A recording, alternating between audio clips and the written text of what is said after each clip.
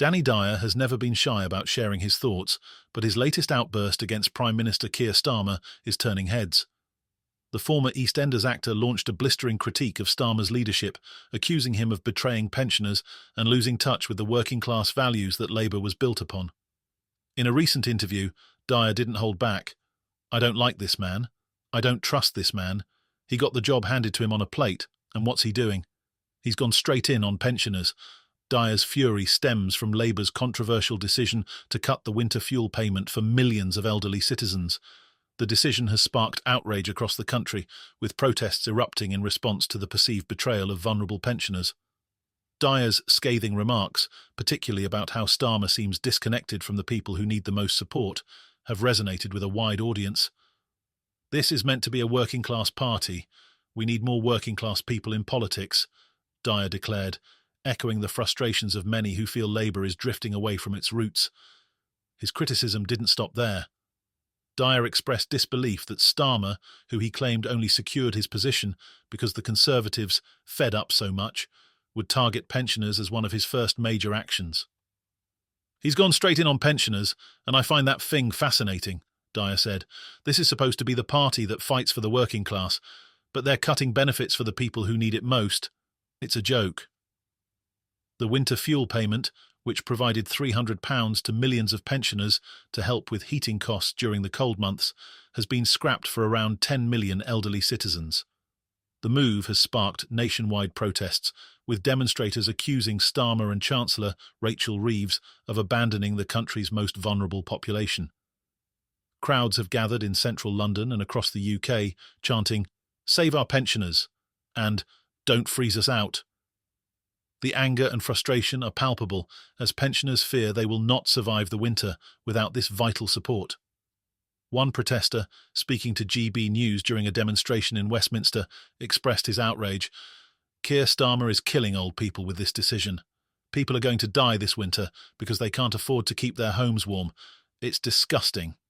His voice, filled with anger and sadness, is representative of the growing fear among pensioners who feel they have been abandoned by the government. Despite the widespread backlash, Chancellor Reeves remains adamant that the cuts are necessary. She has defended the decision, stating that it is the right choice given the economic turmoil Labour inherited from the Conservative government. Reeves has argued that tough decisions must be made to balance the budget and reduce the country's mounting debt. However, critics claim that Labour is targeting the wrong group by making pensioners bear the brunt of these cuts. Graham Stringer, Labour MP for Manchester Blackley, has been a vocal critic of the winter fuel payment policy. In a recent interview, he called the move a bad policy, very badly explained, adding that the government's justification for the cuts was absolute nonsense. Stringer pointed out that the savings from this policy would make little difference to the overall budget, yet the impact on pensioners could be devastating. "This is less than 0.2% of public spending. It's ridiculous to say this will save the economy. What will happen is that pensioners will suffer, and some might not survive this winter," he said. The anger has extended beyond public protests and political debates. A legal challenge has been launched by Peter and Florence Fanning, a Scottish pensioner couple, who argue that the government failed to conduct a proper equality impact assessment before implementing the cuts. Supported by Govan Law Centre, the Fannings are fighting to delay or reverse the policy, and if successful, pensioners could continue receiving their winter fuel payment this year. Money-saving expert Martin Lewis has suggested that if the case is won, it could postpone the cuts for at least another year, providing temporary relief for millions of elderly citizens. As tensions rise, the Labour government is facing increasing scrutiny, not just from the public, but from within its own ranks.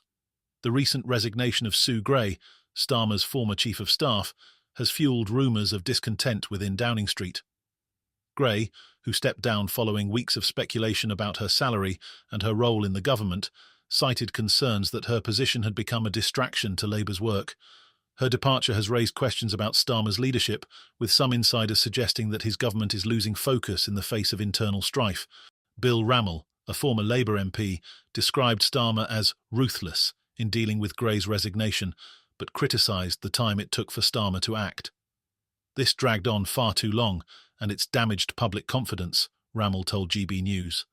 He praised Starmer for eventually making the right decision, but pointed out that the delay in addressing the issue has harmed Labour's reputation. Rammell also emphasised the need for stronger communication from the government, particularly in explaining controversial policies like the winter fuel payment cuts.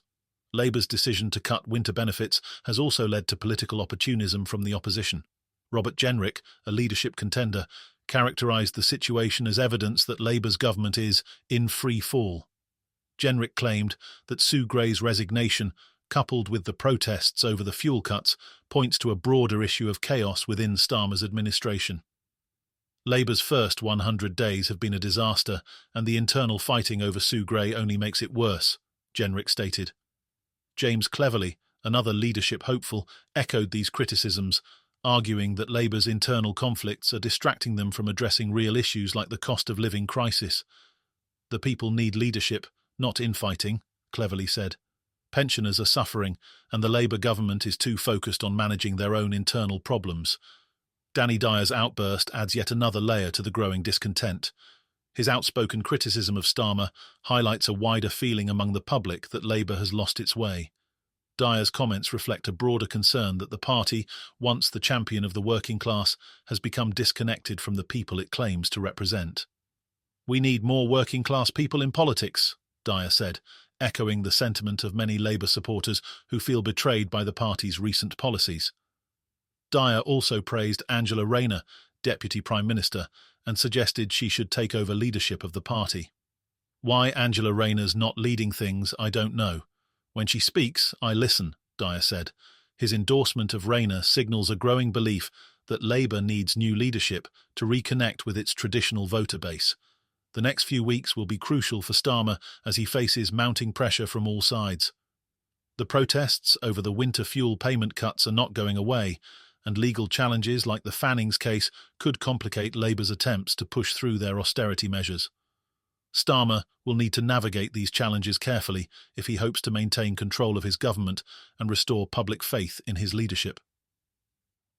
The fate of millions of pensioners hangs in the balance as winter approaches, and Labour's response to the crisis could define Starmer's premiership. Whether he will stand firm on the cuts or reverse course in the face of growing pressure remains to be seen. One thing is certain. The decisions made in the coming weeks will have long-lasting consequences for Labour, Starmer, and the country as a whole. Don't forget to subscribe to our channel and stay tuned for more political updates. It was John. See you on the next episode.